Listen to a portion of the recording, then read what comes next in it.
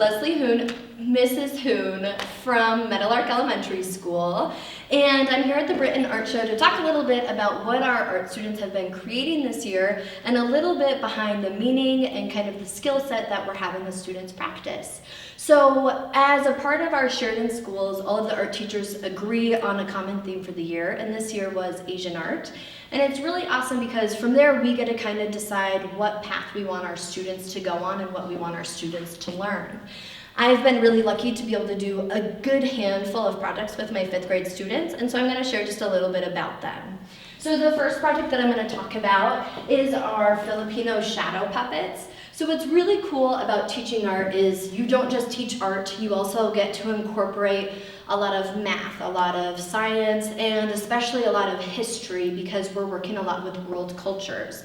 And so talking about the Filipino art was a really great experience for the 5th graders because when it comes to Asian culture, they're really familiar with Chinese and Japanese, but you really get the opportunity to kind of dive deep and create some different schemata for them to work from in the future. And so with the shadow puppets, it was all about really creating a super unique positive and negative shape for the audience to interact with because they don't actually get to see the details, they're just seeing the shadow. And then also really focusing on teamwork and creating a story together. So that was a really great project that the students had to collaborate on.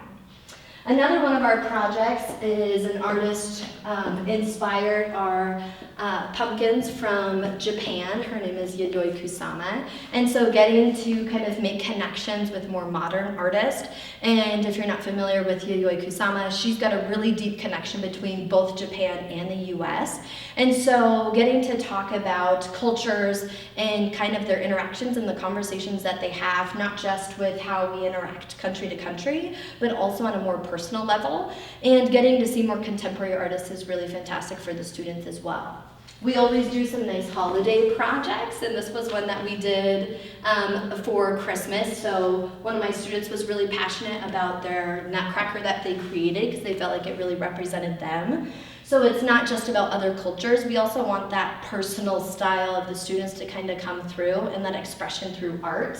We got to do Filipino sails, which again goes back to that history to math. We talk a lot about geometric shapes and being able again to talk about, do a conversation between cultures they're more familiar with and how they're connected to cultures they're less familiar with.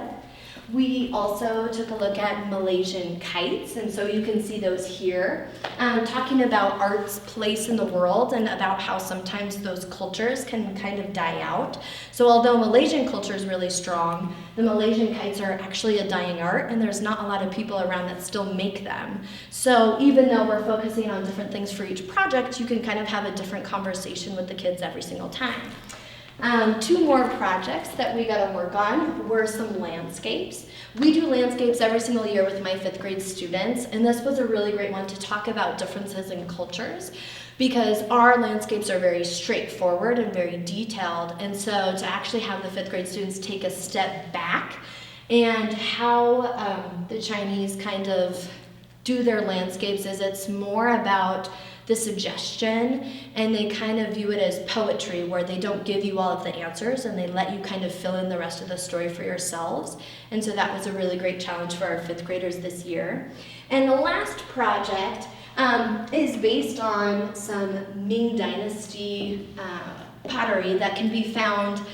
Similar pottery can be found in Chinese art and Japanese art, but really giving them just some different tools to make art, talking about the different elements and principles, and really making sure they get a lot of exposure to different styles, different skills, different art knowledge, and also the different cultures, while all giving them an opportunity to express themselves as well.